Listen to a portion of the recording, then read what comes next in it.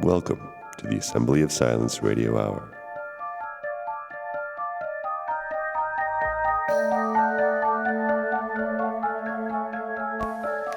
And here we are. Here's another one of these episodes I was talking about putting behind the old Patreon paywall, but I kind of feel like really this is a message I kind of want to just send out in general to everyone. Here's the thing. I know I'm kind of going over some of the themes over and over again. And I guess that's basically what we do. You know, we each have a sense of what's important, and we try, perhaps, to whatever extent we can, to broaden our perspective. But ultimately, at the end of the day, you know, unless you're just going to be an interviewer, if you're a commentator of any sort, and you aspire to share your perspective, whether you're doing that formally or if you're just doing it informally amongst friends and family, well, it makes no sense to focus on things that you don't consider as important. So here's another commentary that is about a very, I think, pressing situation. I actually recorded it quite a while ago, right after the so-called insurrection. It became pretty clear right away that there was going to be, as always, they're going to make the most use that they can of every event, whether it's something that was kind of homegrown or artificially stimulated. And right now, recently, we've seen further steps along those lines to really provide justification for concerted action against what are being described as domestic terrorists. So this is a very, very concerning thing. This is exactly the kind of thing that those of us who are paying attention back after 9/11, when the Patriot Act was enabled, of course they managed to name these things the most ironic things possible, but it increasingly became, you might say, punitive to be a dissident, to be someone who disagrees with the sanctioned mainstream narrative, the perspective that one is supposed to hold if you're going to get along with your masters. Now, of course, we have to acknowledge that this has always been a world where there are powerful people who get to call the shots, and the rest of us really don't. But, you know, there was a fair amount of emphasis traditionally placed upon the right to speak one's mind. Free speech was considered a major, let's say, compromise in a world where clearly the powerful had the upper hand. And while talk is cheap and speech is of limited utility, it nevertheless is, at least we're able to retain some dignity in the face of whatever our overlords have planned, for better or for worse. Now, of course, sometimes the people in charge know what they're doing, and they may have an unpopular agenda that they feel needs to be fulfilled, regardless of what people think.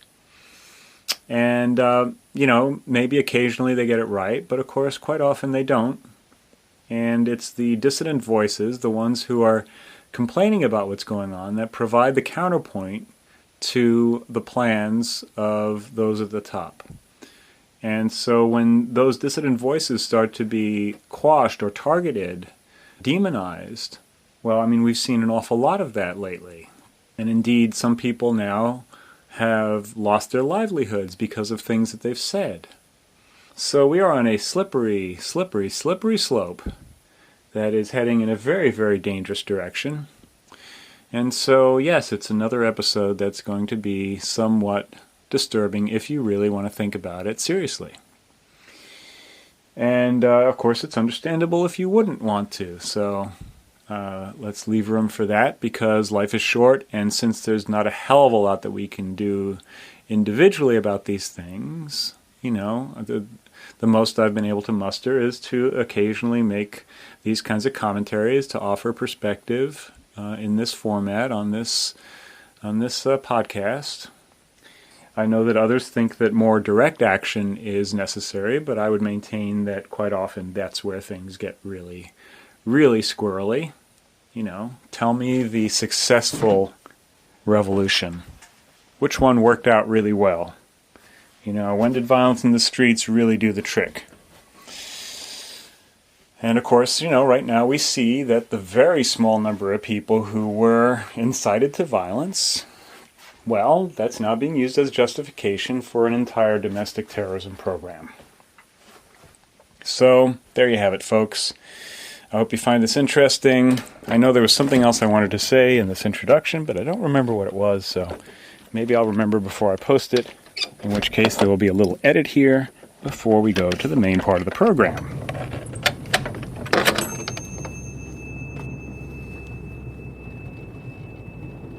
What I'm hoping to express in this recording is going to sound like politics, but really it isn't. I have increasingly become convinced that politics is a dead end because it's fundamentally based upon what people want, and what people want has very little to do with reality, sadly. So, when you're talking about the current situation,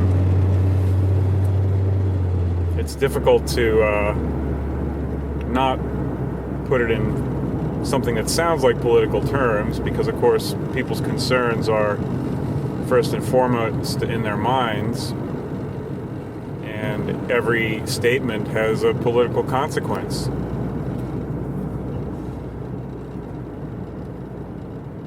But if we take a look at where we are and where we've been, the present situation is extremely concerning.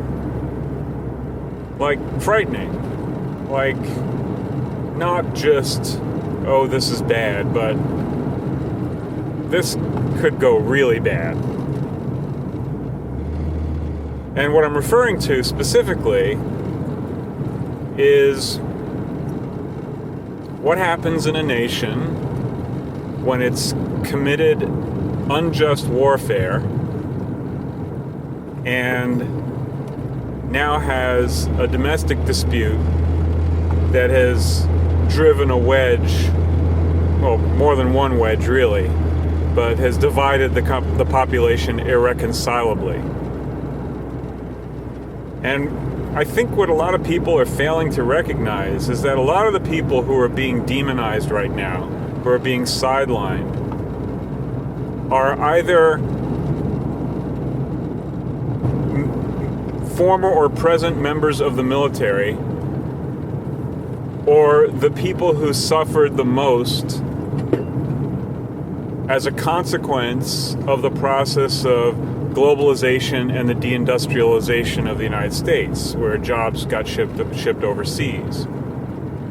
And so the failure to recognize the legitimate grievances of people who have seen the horrors of what the American empire has decided to do with its power overseas, and who have seen the horrors of what has happened as a consequence of domestic policy here at home. You know, there's a good reason why when the people who fight come back, they have such a hard time reacclimating to society, because what they saw happening over there and then what they see happening here is just such a nightmare when you really consider it. The two things are incredibly difficult to reconcile in a comfortable way, because fundamentally this so-called land of the free has just disgustingly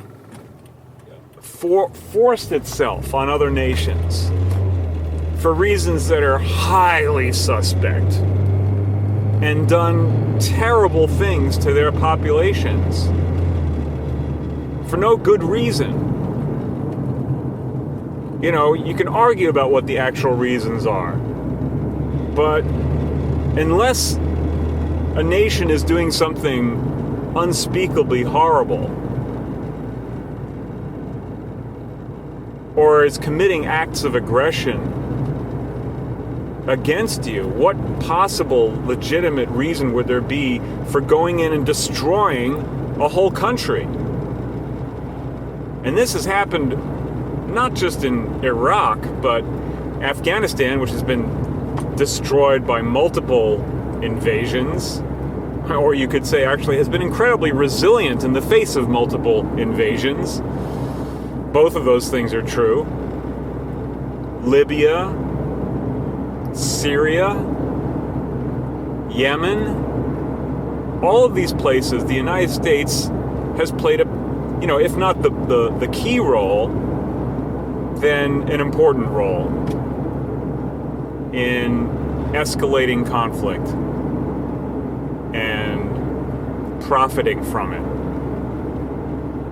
Or at least the United States government and the American people have not profited from it, but certainly major international corporations have profited from it, in particular those within the military-industrial complex, but others as well.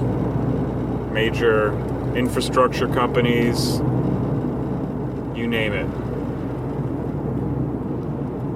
And so the ugliness of all of that now is kind of the weight on the balance that's now visiting our domestic discourse. And the fact that the people who appear to have assumed power for the moment now want to basically categorize such a huge number of people as domestic terrorists sets up a very ugly picture. And it goes something like this. When you demonize people who have worked incredibly hard and fought for this nation and who are capable in the military arts, then what you're doing is you're creating a terrorist organization. You're not fighting against one, you're creating one.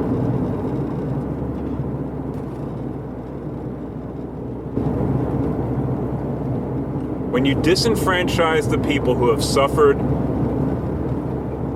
the brunt of both foreign and domestic policy, you're creating a degree of desperation and anger that can only find its outlet in violence. You are deliberately making these people into what you claim you don't want them to be.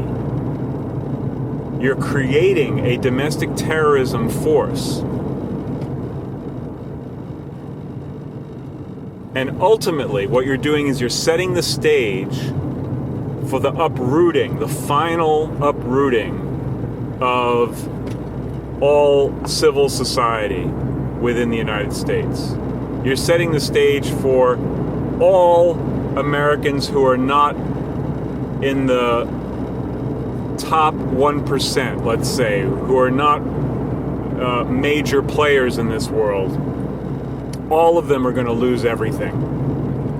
And that means that many of the people now who are calling for the demonization, calling for laws to be written to go after these so-called domestic terrorists who supported Trump and who rallied and invaded the Capitol building.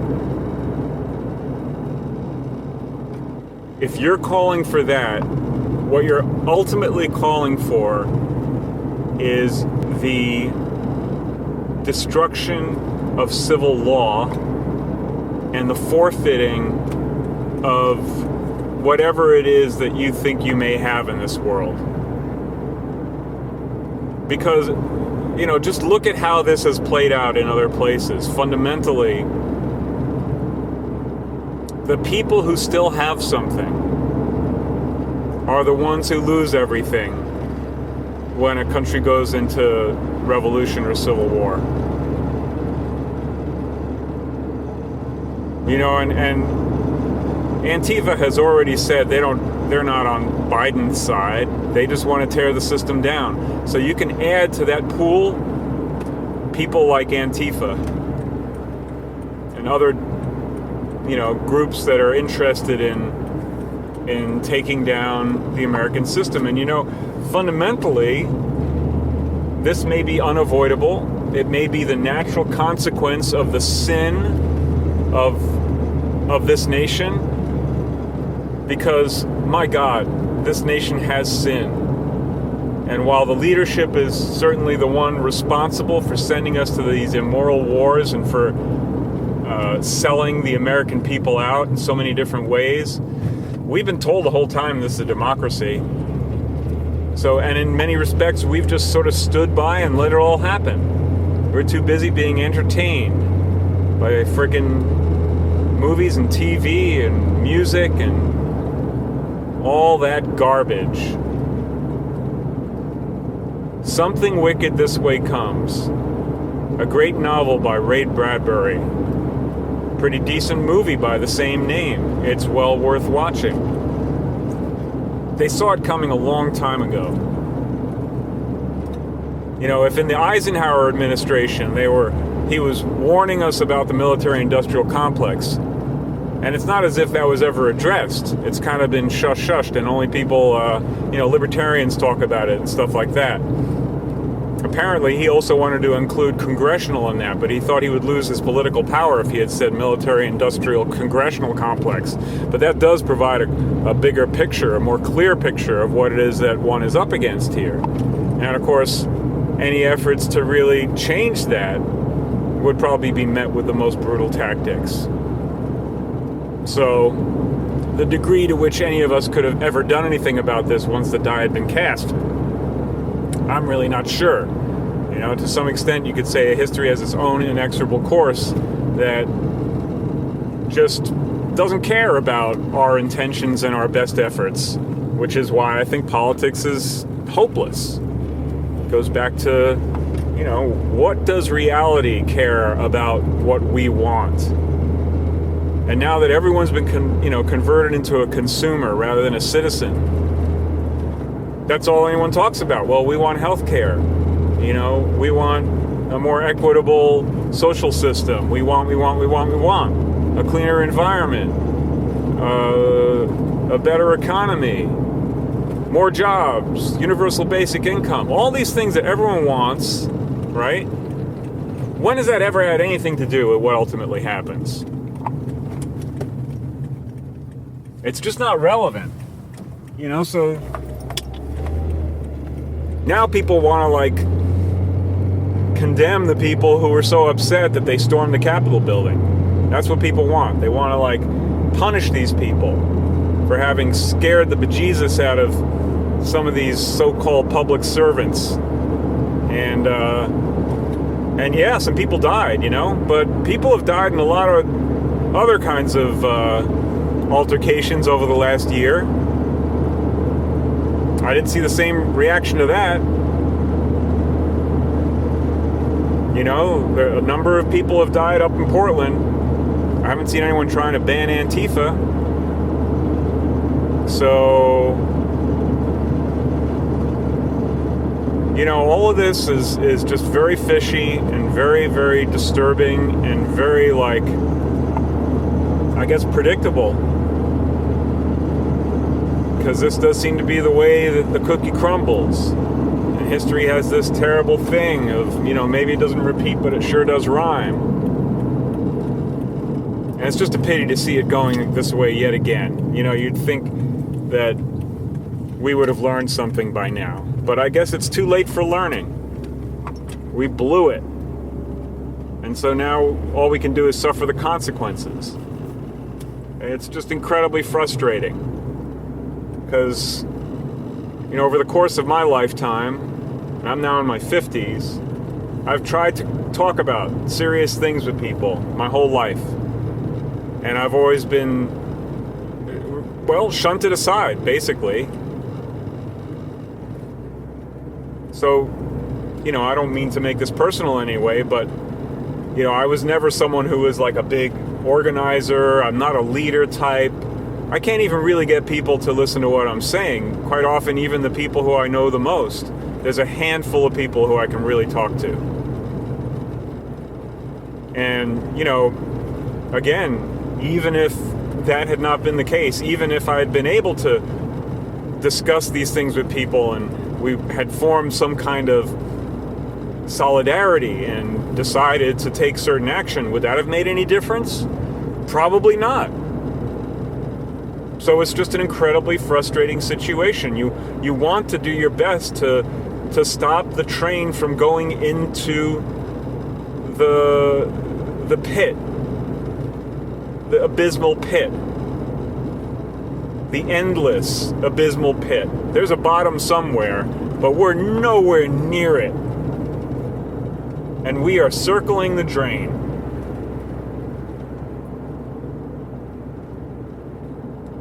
So all of the urgency and despair that comes with considering these things, it kind of leads nowhere. And then you're kind of faced back with, okay, well, I just have to make the best of the situation that I'm in right now. And it's difficult when you think about this stuff to keep your life on point, because it feels like everything is pointless. But you've just got to keep things straight. So that's why I'm recording this in the car. I don't have time to record it at home.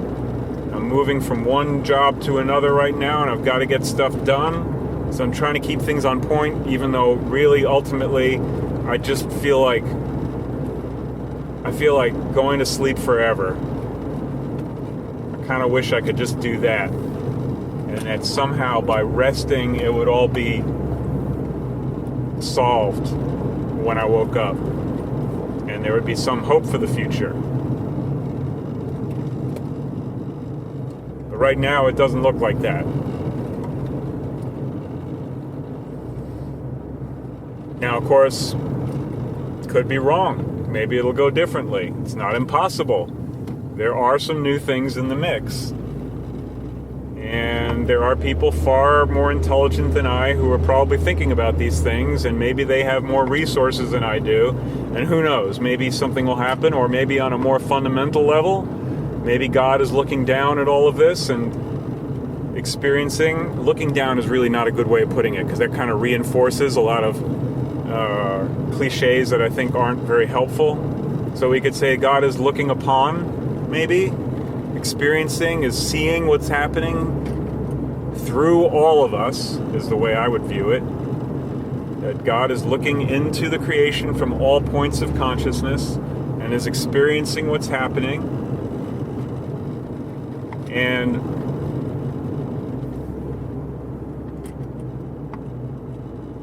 you know, my belief is that to the extent that any of us are able to have a real concern, like the same kind of urgent concern for what God is experiencing as we have for what we ourselves as individuals are experiencing, or what our loved ones and our friends and neighbors are experiencing, I think that if we can put ourselves into that framework and think of all of creation as experiencing everything that's happening, and pause before we commit acts of aggression and violence and start the inexorable process rolling, we would have to defuse a lot of things in order for it to be effective, because I think it can only forestall violence for so long, because it's simmering under the surface, and you can see how, you know, an entire group of people who at one time committed themselves to anti-violence and peaceful, you know, give peace a chance, are now clamping at the bit, chomping at the bit, I guess is the phrase, chomping at the bit to see violence done to the unruly deplorables, who themselves are being primed for violence. So here we are, approaching the destination, having said an awful lot of stuff, probably a lot of loose threads, but it's just going to have to be that this is enough for now. Thank you for listening.